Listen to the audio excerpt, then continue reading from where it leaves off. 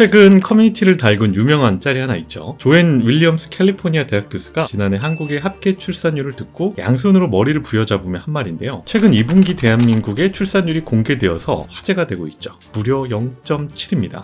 정말 대단하네.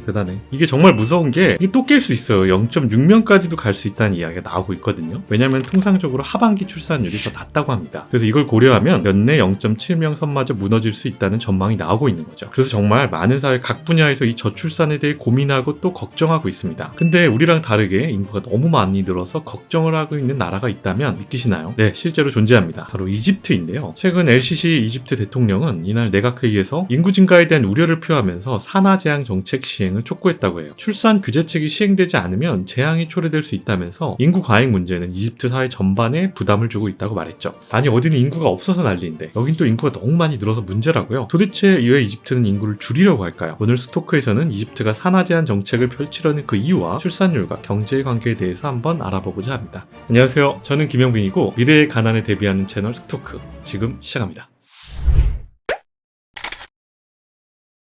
도대체 이집트 인구는 얼마나 늘었길래 이런 고민을 하는 걸까요? 이집트 인구는 2000년에 7천만 명, 2010년에 9천만 명, 2020년에는 1억 명을 돌파하며 이집트의 현재 인구는 1억 900만 명이라고 합니다. 이러다 보니 2021년 이집트의 합계 출산율은 무려 2.9명이라고 하는데요. 참고로 정부 목표치가 2.11명이라고 하는데 이걸 훌쩍 넘겨버린 겁니다. 그러다 보니 이집트에서는 자녀 3명씩 낳다간 나라 망한다는 이야기가 나오고 있다고 합니다. 실제로 정부는 충분한 일자리를 창출하고 자원 부족을 피하기 위해선 연간 출생아를 약 40만 명 수준으로 줄여야 한다고 강조하고 있습니다. 근데 40만 명은 무슨 지난 7개월 동안에도 100만 명이 넘는 아기가 태어나며 인구 신기록은 계속해서 이어가고 있죠. 요즘 젊은 청년 세대들은 매번 저출산 얘기만 들어서 인구가 늘어나는 게 왜 경제에 안 좋아지는지 체감을 못할 텐데요. 정확하게 우리나라 60에서 70년대를 기억하시는 분들은 아실 겁니다. 인구가 마냥 늘어나는 게 꼭 좋지만은 않다는 사실을 말이에요. 자, 요즘 우리나라 같은 저출산 국가에서는 아이 낳는 거 참 부럽죠. 그런데 이렇게 아이를 많이 낳을 때는 경제 성장이 같이 뒷받침되어야 한다는 것이 문제입니다. 현재 이집트는 여러 경제 문제에 직면하고 있습니다. 이집트 빈곤율은 2015년 27.8%에서 2020년 31.9%로 증가했습니다. 실업률도 7%대에 육박하고 있죠. 심지어 지난해 물가 상승세도 가팔라져서 7월에는 36.5%라는 기록적인 물가 상승률을 기록하기도 했습니다. 이러다 보니까 인구가 늘어나면 한정적인 정부 예산을 교육과 의료에 쓸 여력이 부족해진 상태인 거죠. 실제로 이집트 정부는 빈곤층을 달래기 위해 공공지원금을 살포하고 있습니다. 블룸버그에 따르면 이집트에서 긴급 식료품 지원금을 받아 생계를 유지하는 인구는 약 7천만 명으로 추산이 되는데 전체 인구가 1억 명인데 7천만 명의 기초생활자면 이게 얼마나 심각한지 감이 오시겠죠? 이집트 역시 저희가 저번에 살펴봤던 아르헨티나와 마찬가지로 고질적인 외환 보유고 문제를 겪고 있습니다. 이집트는 2011년 아랍의 봄 혁명 이후 두 차례나 IMF 구제 금융으로 위기를 넘겼습니다. 최근에 또다시 이집트는 IMF의 도움을 요청했습니다. 이번이 무려 세 번째죠. 러시아의 우크라이나 침공으로 물가가 급등하고 외화 유출이 가속화되자 외환 보유고가 바닥나서 30억 달러 규모의 구제 금융을 신청한 거죠. 게다가 러시아 우크라이나 전쟁은 이집트의 경제를 더 어렵게 만들었는데요. 이집트는 현재 밀 수입의 80%를 우크라이나에게 우존하고 있는 상황이었습니다. 그러다 보니 전쟁 이후 식량 가격 폭등에 직격탄을 맞게 되었고 그리고 여러 가지 요인으로 미국 달러 대비 이집트의 파운드화의 가치는 1년 전에 비해 거의 반쪽이 됐다고 하죠. 이러다 보니 이집트 정부에서는 아이를 낳지 말라고 하는 겁니다.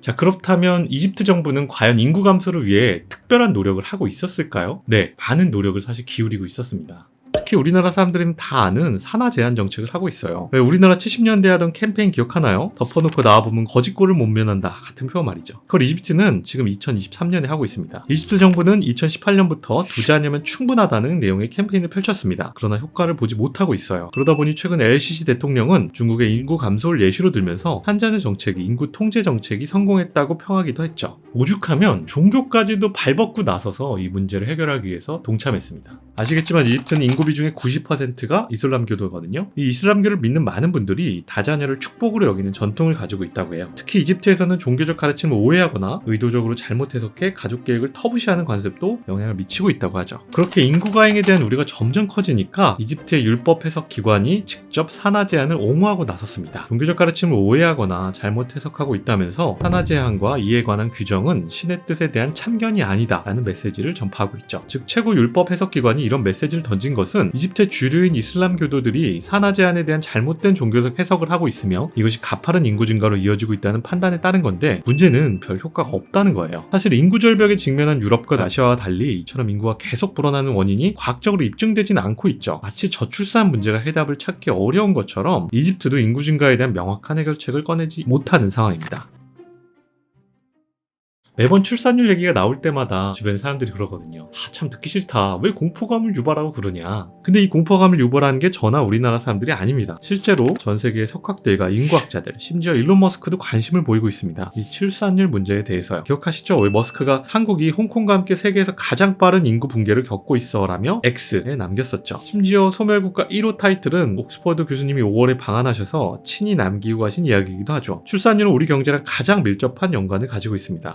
경제학에서 나라의 성장률을 볼 때 가장 중요하게 보는 요인이 바로 이 인구수입니다. 특히나 일을 할 수 있는 젊은 인구층, 그 인구가 가장 중요한데 출산율이 떨어진다는 것은 미래에 실제 일할 인구가 준다는 것이니까 당연히 경제가 위축될 수밖에 없는 거죠. 최근에 국회에서 이것과 관련해서 논의를 했거든요. 거기서 나온 이야기가 급격한 출산율 저하가 이어지면 2060년쯤엔 GDP가 5% 이상 줄어들 수 있다는 수치가 나왔습니다. 근데 이게 올해 상반기, 그것도 3월쯤에 한 얘기였는데 지금은 더 줄었으니까 이 현상이 더 심각해진 거죠. 이처럼 출산율은 경제와 아주 밀접한 연관을 지니고 있습니다. 이집트처럼 너무 많이 나와도 반대로 우리나라처럼 너무 안 나와도 문제가 되는 거죠. 최근 OECD 전망에 따르면 현재 인구 감소 추세가 이어지면 한국은 2044년 잠재 성장률이 0.62%로 38국 가운데 꼴찌로 추락하고 된다고 합니다. 그래서 적정한 성장률과 인구 증가가 제일 중요하다고 생각을 해요. 그러나 우리와 이집트 모두 그렇지 못한 상황입니다. 앞으로 대한민국과 이집트의 미래는 어떻게 될까요? 여러분들의 의견이 있다면 밑에 댓글로 편하게 달아주세요. 오늘도 스토크 시청해주셔서 감사합니다. 오늘 영상이 좋았다면 구독과 좋아요, 알림 설정까지 부탁드리고요. 다음에도 더 좋은 영상으로 찾아뵙도록 하겠습니다. 감사합니다.